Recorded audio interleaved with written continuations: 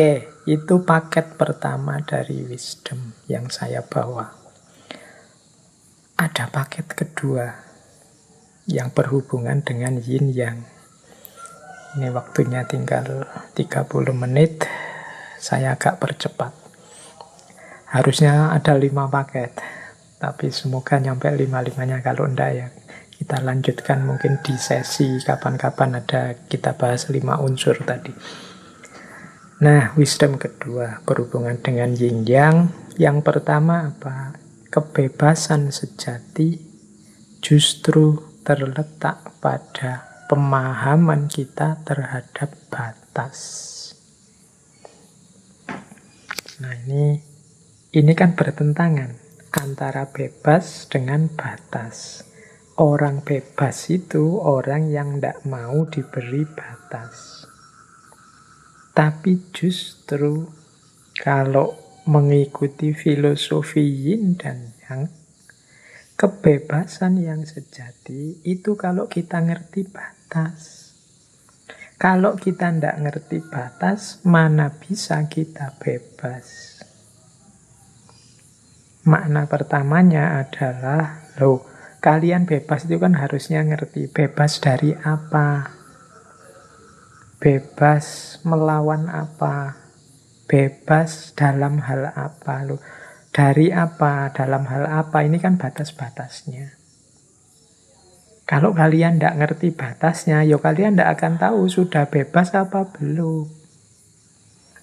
Misalnya Indonesia merdeka, itu kan garis batasnya adalah ketika dia berhasil mengusir penjajah. Nah, kalau penjajahnya sudah terusir, barulah kita bisa disebut bebas. Lalu batasnya kebebasan itu adalah terusirnya penjajah. Kita tahu, ketika penjajahnya sudah terusir, ini berarti aku sudah bebas. Jadi bebas itu justru ketika kita tahu batasnya. Itu makna yang pertama. Makna yang kedua adalah hidup ini betapapun ada batasnya. Jadi ada titik-titik di mana kita tidak bisa menjangkau. Maka silahkan mematok kebebasan, silahkan memancang ingin bebas, tapi harus sadar kekuatanmu sampai mana, kemampuanmu sampai apa, kebisaanmu sampai mana. Karena kalau tidak, justru kebebasan itu akan jadi belenggumu.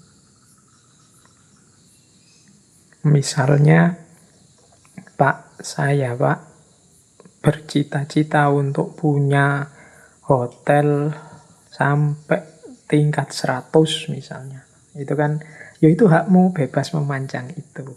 Tapi kamu juga harus tahu batas pada saatnya. Jadi, karena kalau engkau tidak tahu batas, justru rumusmu untuk punya hotel sampai tingkat 40 itu jadinya bukan kebebasanmu, tapi justru manifestasi keterpenjaraanmu. Manifestasi keterbelengguanmu. Engkau sedang dibelenggu oleh cita-citamu, mimpimu, keinginanmu.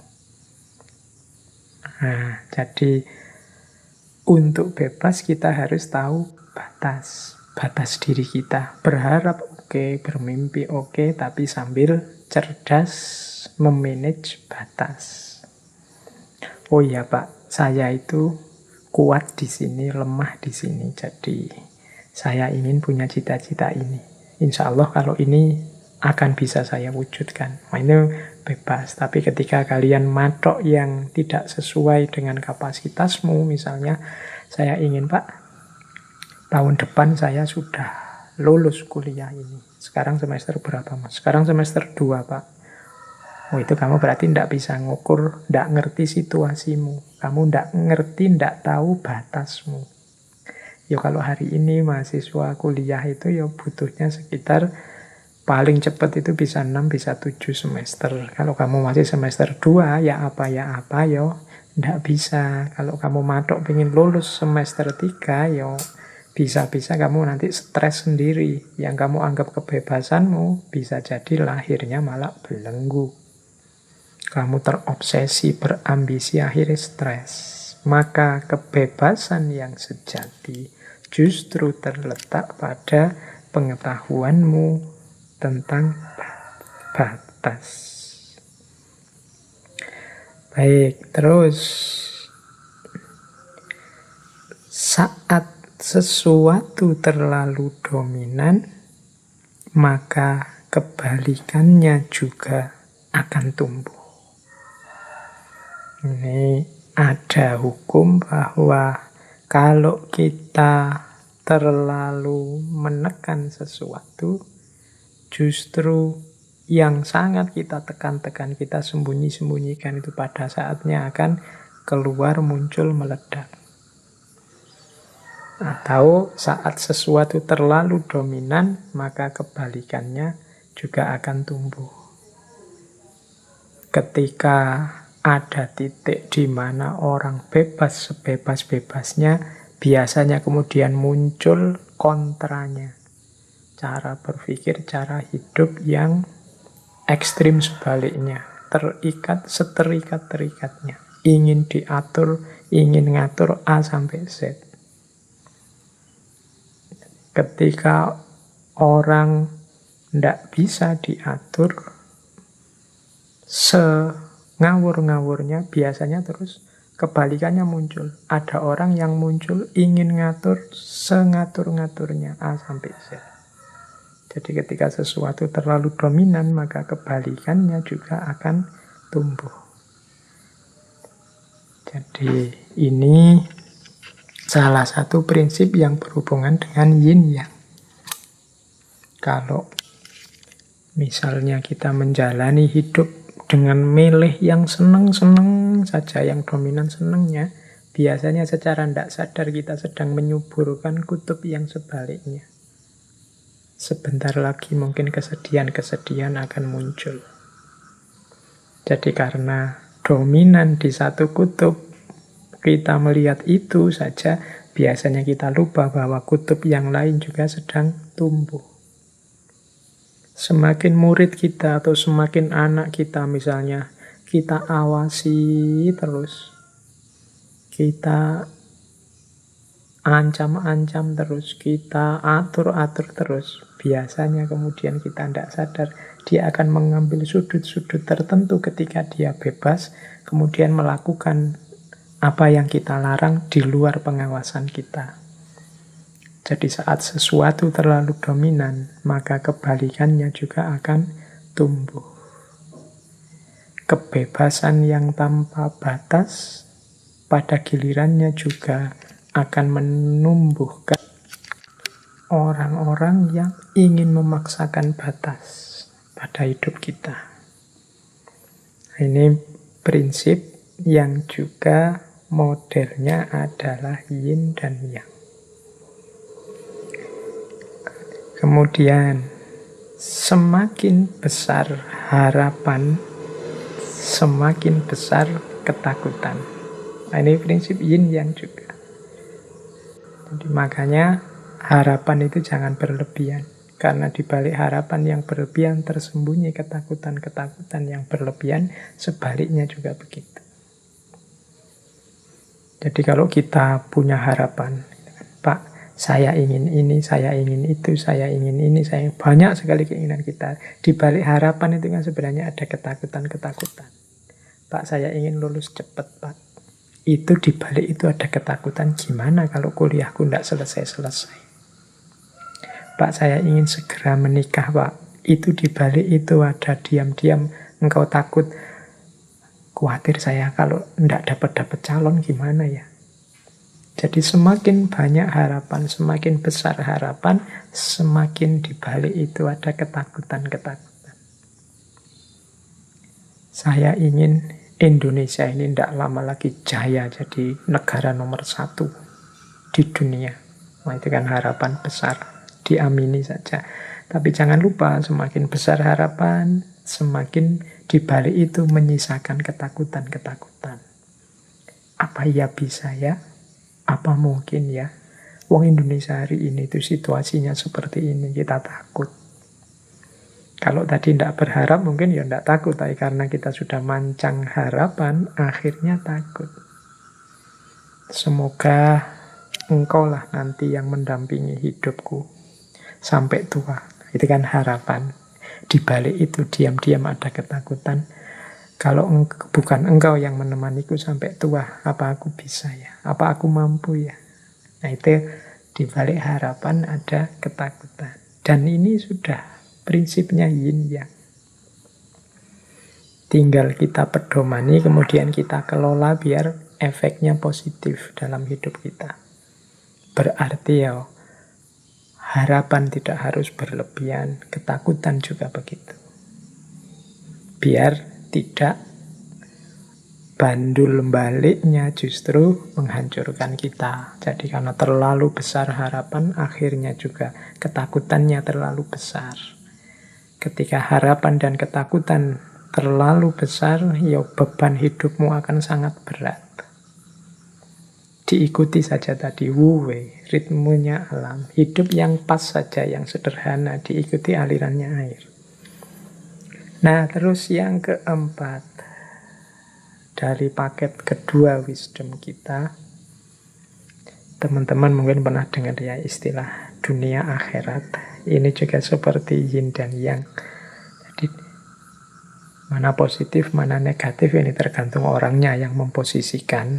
Tapi ada pernyataan begini, dunia adalah ladang bagi akhirat. Sebaliknya juga, akhirat itu adalah orientasi, adalah kendali bagi dunia. Kita harus melakukan kebaikan di dunia, biar akhirat kita sukses. Tapi sebaliknya, justru karena hidup kita tidak berhenti hanya dunia saja, ada akhirat saja, maka hidup kita bisa terkontrol jadi baik. Kalau tidak ada akhirat, mungkin kita hidupnya sak seneng-seneng kita sendiri. Loh, itu sebenarnya yang menentukan itu dunianya apa akhiratnya? Nah ini kalau pakai logika yin yang, ya baik dunia maupun akhirat, itu dua-duanya saling berpengaruh, saling menentukan. Dalam kehidupan dunia ada kandungan ukhrawi akhirat, kemudian dalam perjalanan kita berorientasi pada akhirat, kita perlu dunia. Dunia adalah ladang akhirat. Berarti kalau kita mengurusi dunia agar beres, bukan berarti kita melupakan akhirat. Karena beresnya dunia berarti beresnya perjalanan kita menuju akhirat.